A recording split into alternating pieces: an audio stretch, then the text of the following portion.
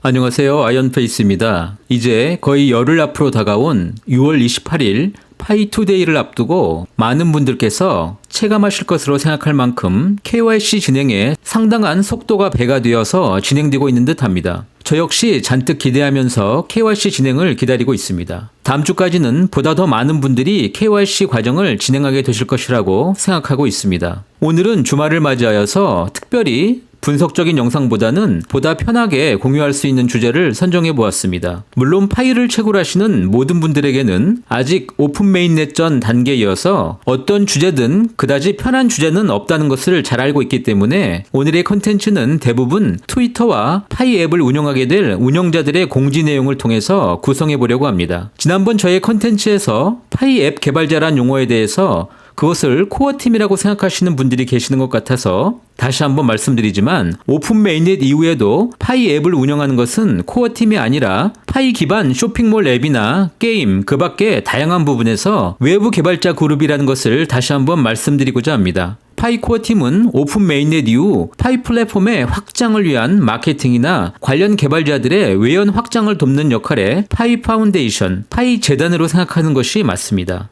블록체인은 코어팀의 플랫폼을 기반으로 하여서 개발자와 참여자들의 생태계 확장에 따라서 성장하는 모델이기 때문입니다. 오늘은 현재 KYC 진행 상황과 파이 투데이를 앞둔 파이 생태계에서의 다양한 변화들 그리고 무엇보다도 파이 상거래 앱 운영자가 생각해본 파이 코어팀의 파이 가치에 대한 인식 등 더 다양한 주제로 구성됩니다. 그래서 오늘의 주제는 파이 코어팀이 평가하는 파이코인의 가치입니다.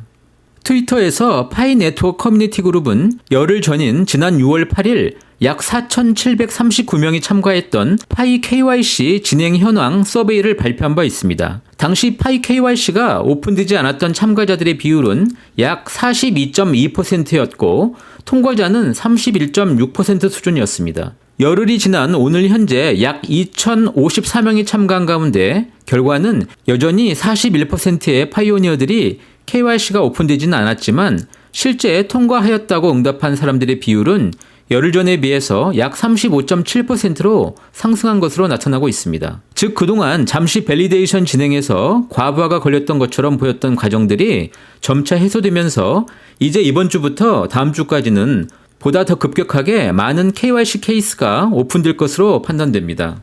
여기서 이번 주 초 베트남 개발자 그룹의 트위터에서 잠시 공지된 후 삭제되었던 파이 KYC 진행에 관한 계획표를 살펴보도록 하겠습니다. 물론 이 자료는 공식적으로 파이 코어팀의 자료가 아니기 때문에 코어팀의 자료라고 확인할 수는 없어서 이런 판단을 하고 있는 채굴자들이 있다 정도로 이해하시면 되고 차후 일정 진행에서 참고사항 정도로만 판단하시면 될 것입니다.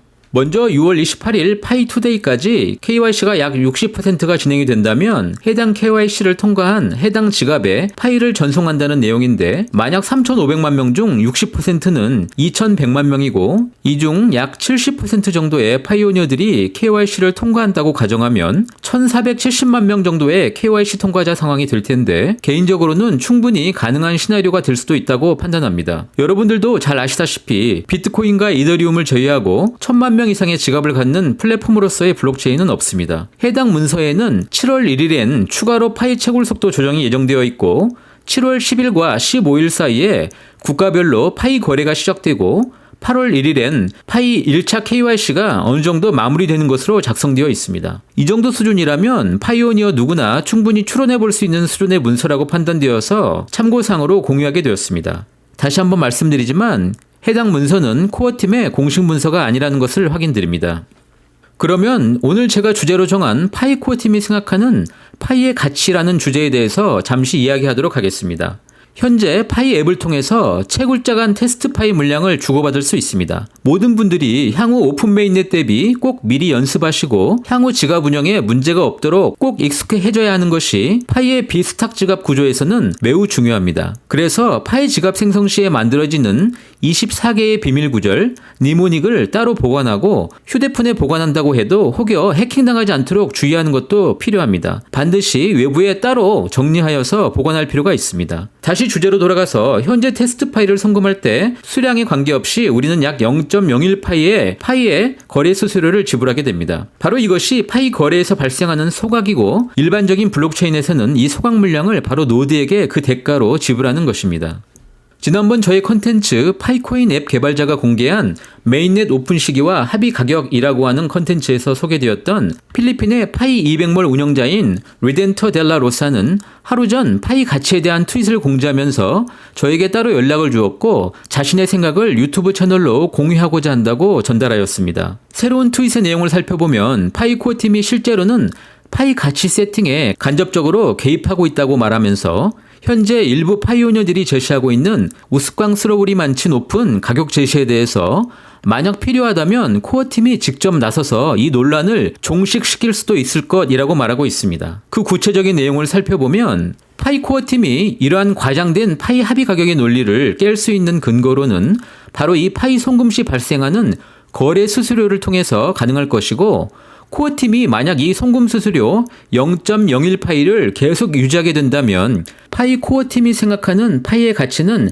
약 50불 수준이라고 인정하는 것과 같다고 말하고 있습니다. 이 논리의 근거는 현재 금융 시스템에서의 최소 송금 금액이 약 0.5불인데 이 0.5불을 0.01파이로 나누게 되면 파이 하나의 가치는 50불이라는 게 명확해진다는 것입니다. 즉 파이 코어팀의 마음속에 가진 파이 가치는 50불이라는 천기누설이 아니냐 하는 것입니다. 그래서 만약 파이 코어팀이 파이 가치를 높이기 원한다면 당연히 파이 트랜잭션 비용을 높이게 될 것이라는 것입니다. 그리고 7월에 거래가 시작되면 더 쉽게 드러날 것이라고 말하면서 파이당 가치가 314불로 정해진다면 당연히 수수료는 0.00159로 변동될 것이라고 지적하고 있습니다. 저의 개인적인 생각을 말씀드리면 물론 이 0.01파이는 코어팀이 테스트 파이 진행 과정에서 큰 의미 없이 세팅된 거래 비용일 수도 있습니다. 그러나 코어팀의 모든 플랫폼 설계가 수학적인 기반 위에 조정된 것을 감안해 보면 이러한 추측이 전혀 말이 되지 않는다고 이야기할 수도 없습니다. 또한 파이 200몰의 CEO 역시 대단한 인사이트를 갖고 있다고 말씀드릴 수 있습니다. 지금 이 영상을 보고 계시는 파이오니어 여러분들의 생각 또한 매우 궁금해집니다. 이 트윗을 접한 또 한 명의 파이오니어는 리트윗을 통해서 니콜라스 박사가 과거 개발자들과 나눈 파이앱 채팅룸의 내용을 공개하였습니다. 질문자는 오픈 메인넷 이전에 트랜잭션 피를 하락 조정할 가능성이 있는지에 대해서 질문하였고 니콜라스 박사 역시 필요하다면 당연히 조정할 수 있다는 견해를 밝히고 있습니다. 정말 파이코어 팀이 생각하는 파이 가치가 50불 수준이었을까요? 제가 알고 있는 한 그들의 예상 가격은 충분히 더 높습니다. 지금부터는 파이2데이를 준비하는 파이 거래 앱들의 변화 상황과 몇 가지 뉴스를 살펴보도록 하겠습니다. 지난번 저희 컨텐츠에서 소개된 홍콩 기반의 파이식몰은 지난 6월 5일 약 5,000개의 상품이 접수되어서 추가 상품 접수는 중단하고 이제 합의 가격 관련 정보들을 업데이트하겠다고 선언하였습니다. 바로 하루 전 그들은 대부분의 카테고리 상품들이 정보가 수정이 되었고 이제부터 설정된 가격은 법정 화폐 기준이며 악의적인 가격 인상은 절대 허용되지 않을 것임을 밝히고 있습니다. 실제 파이식몰에서 체크해보시면 아이폰의 경우에 현재 가격 대비 1파이당 약 300불 수준의 가격으로 책정된 것을 확인하실 수 있습니다. 물론 추가적으로 각 공급자들의 합의 가격 조정을 통해서 현재 세팅된 판매 가격이 인상될 수도 혹은 인하될 수도 있을 것입니다. 이제 드디어 실제로 시장에서 파이 가치를 확인할 수 있는 시간이 매우 가깝게 다가오고 있고 그 가격은 물품 판매자들이 인정하는 수준의 가격, 즉 3,500만 명의 실채굴자 그룹 파이 네트워크의 미래의 확장성과 파이 커뮤니티의 힘을 어느 정도로 이러한 판매자들이 인정하게 되는지에 대한 가치가 형성될 것입니다. 매우 다양한 시장의 변화들이 발생하고 있습니다. 중국에서는 파이를 지불 수단으로 선택한 파이 주유소도 등장하였고 다양한 럭셔리 자동차를 파이로 결제받을 것이라고 공지한 자동차 딜러들의 영상도 소개되고 있습니다.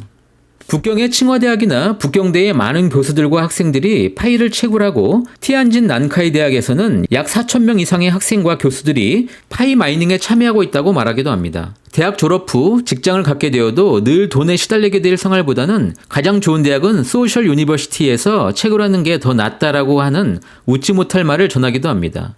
물론 매우 과장 섞인 트윗입니다.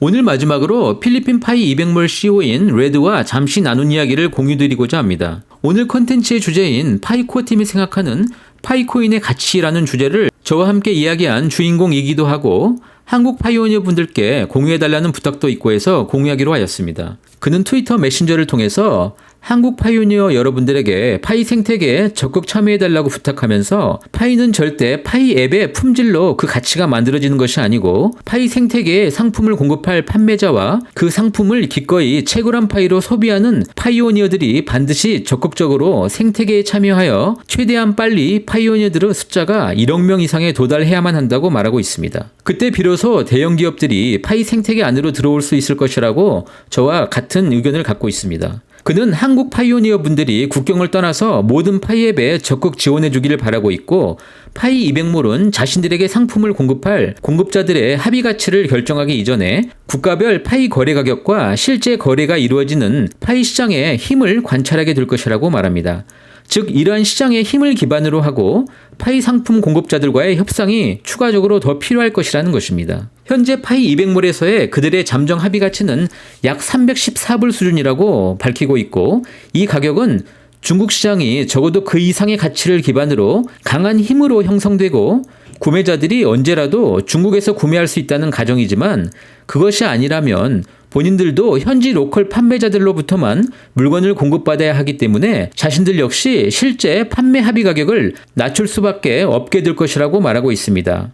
이 의미는 결국 가장 큰 파이 거래 시장인 중국의 시장 활성화와 가격 안정성, 그리고 보다 더 편한 해외 지역 배송 시스템이 갖추어진다고 하면 중국 파이의 생태계가 전 세계 중심 가격으로 설정될 수 있다고 생각하고 있는 듯합니다.